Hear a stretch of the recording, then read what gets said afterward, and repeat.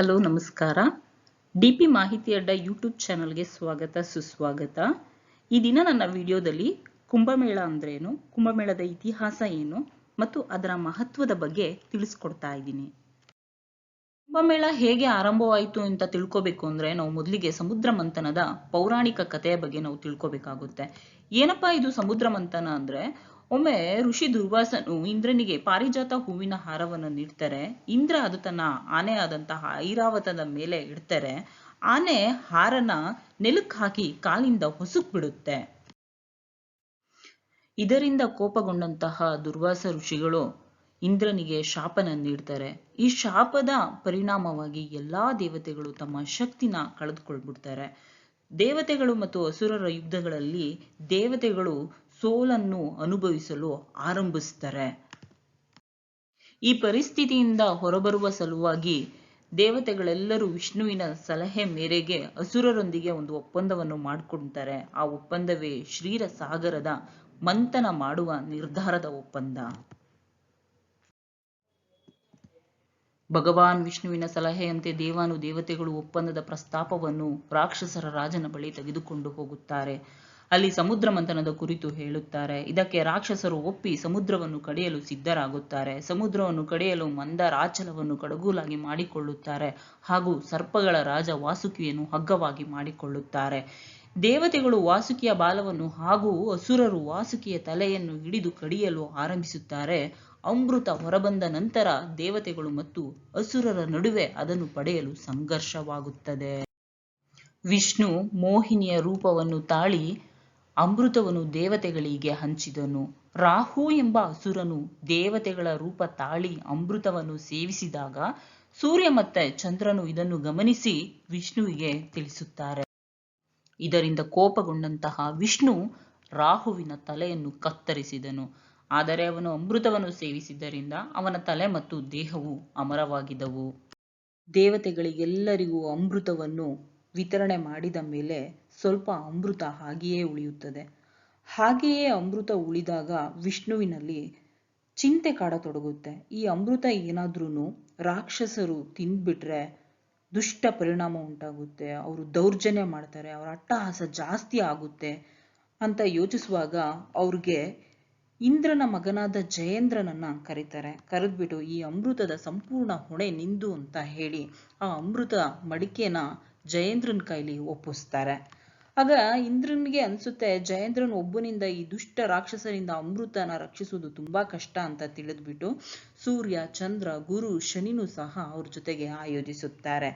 ಹೀಗೆಯೇ ಇವರು ಅಮೃತವನ್ನು ತೆಗೆದುಕೊಂಡು ಹೋಗುವಾಗ ದಾರಿ ಮಧ್ಯದಲ್ಲಿ ಆಯಾಸವಾಗಿ 4 ಸ್ಥಳಗಳಲ್ಲಿ ಅವರು ಆ ಅಮೃತನ ಇಡ್ತಾರೆ. 4 ಸ್ಥಳಗಳಲ್ಲಿ ಅವರು ವಿಶ್ರಾಂತಿನ ತೆಗೆದುಕೊಳ್ಳುತ್ತಾರೆ.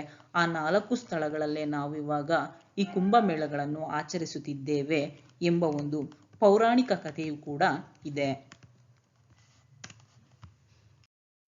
ಈ 4 ಜಾಗಗಳು ಯಾವುವು, ಈ ಪವಿತ್ರವಾದ ಸ್ಥಳಗಳು ಯಾವುವು ಅಂತ ನಾವು ತಿಳ್ಕೋಬೇಕು ಅಂತ ಅಂದ್ರೆ, ಒಂದು ಪ್ರಯಾಗರಾಜ್, ಅಲಹಾಬಾದ್, ಇದು ಗಂಗಾ, ಯಮುನಾ ಮತ್ತು ಸರಸ್ವತಿ ನದಿಗಳ ಸಂಗಮದಲ್ಲಿ ಇದೆ. ಇನ್ನೊಂದು ಬಂದ್ಬಿಟ್ಟು ಹರಿದ್ವಾರ, ಗಂಗಾ ನದಿಯ ತೀರದಲ್ಲಿ ಇದೆ. ಇನ್ನೊಂದು ಉಜ್ಜಯಿನಿ, ಕ್ಷಿಪ್ರಾ ನದಿಯ ತೀರದಲ್ಲಿ ಇದೆ. ಇನ್ನೊಂದು ನಾಸಿಕ್, ಗೋದಾವರಿ ನದಿಯ ತೀರದಲ್ಲಿ ಇದೆ. ಕುಂಭಮೇಳ ಭಾರತದಲ್ಲಿ 4 ಸ್ಥಳಗಳಲ್ಲಿ ನಡೆಯುತ್ತೆ. ಒಂದು ಪ್ರಯಾಗರಾಜ್, ಹರಿದ್ವಾರ, ಉಜ್ಜಯಿನಿ ಮತ್ತು ನಾಸಿಕ್. ಕುಂಭಮೇಳ ಎಂಬುದು ಹಿಂದೂ ಧರ್ಮದ ಅತ್ಯಂತ ಪವಿತ್ರ ಮತ್ತು ಮಹತ್ವದ ಧಾರ್ಮಿಕ ಸಮಾರಂಭಗಳಲ್ಲಿ ಒಂದಾಗಿದೆ. ಈ ಮೇಳದ ಮುಖ್ಯ ಉದ್ದೇಶ ಪವಿತ್ರ ನದಿಗಳಲ್ಲಿ ಸ್ನಾನ ಮಾಡುವ ಮೂಲಕ ಪಾಪ ನಿವಾರಣೆ ಮತ್ತು ಆಧ್ಯಾತ್ಮಿಕ ಶುದ್ಧೀಕರಣವನ್ನು ಸಾಧಿಸುವುದಾಗಿದೆ.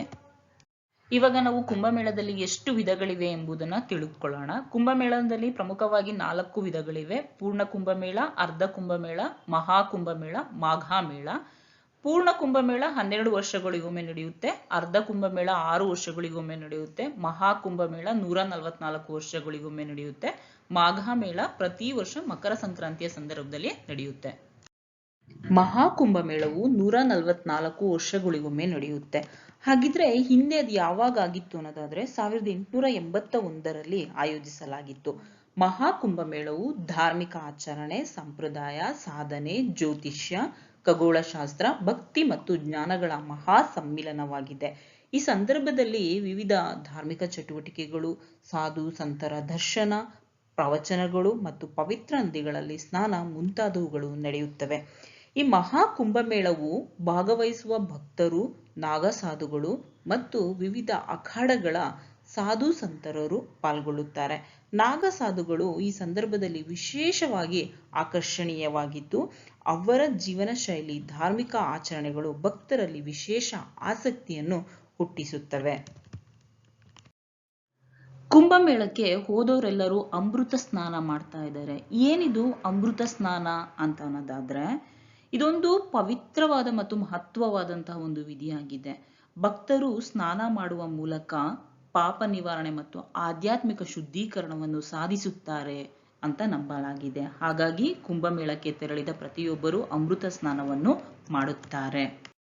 ಪ್ರೀತಿಯ ಗೆಳೆಯ ಗೆಳತಿಯರೇ, ಯಾವುದೇ ಒಂದು ಆಚರಣೆಯ ಹಿಂದಿನ ಅರ್ಥವನ್ನು ತಿಳಿದಾಗ ಮಾತ್ರ ಅದರಲ್ಲಿರುವ ವಿಶೇಷತೆಗಳನ್ನು ಸಂಪೂರ್ಣವಾಗಿ ಅರ್ಥ ಮಾಡಿಕೊಳ್ಳಬಹುದು. ಆಚಾರ ವಿಚಾರಗಳು ನಮ್ಮ ಸಾಮಾಜಿಕ, ಧಾರ್ಮಿಕ ಜೀವನದಲ್ಲಿ ಮಹತ್ವವಾದ ಪಾತ್ರವನ್ನು ವಹಿಸುತ್ತದೆ. ಆದರೆ ಅವುಗಳ ಹಿಂದಿನ ತತ್ವ ಮತ್ತು ಉದ್ದೇಶಗಳನ್ನು ತಿಳಿದಾಗ ಅವುಗಳ ಮಹತ್ವವನ್ನು ಇನ್ನಷ್ಟು ಆಳವಾಗಿ ಗ್ರಹಿಸಬಹುದು. ನನ್ನ ವಿಡಿಯೋದಲ್ಲಿ ನಾನು ಕುಂಭಮೇಳದ ಬಗ್ಗೆ ಸಂಪೂರ್ಣವಾಗಿ ಮಾಹಿತಿಯನ್ನು ಕೊಟ್ಟಿದ್ದೇನೆ. ಈ ಮಾಹಿತಿ ನಿಮ್ಮೆಲ್ಲರಿಗೂ ಇಷ್ಟವಾಗಿದ್ರೆ ದಯವಿಟ್ಟು ಲೈಕ್ ಮಾಡಿ, ನಿಮ್ಮ ಫ್ರೆಂಡ್ಸ್ಗೂ ಶೇರ್ ಮಾಡಿ.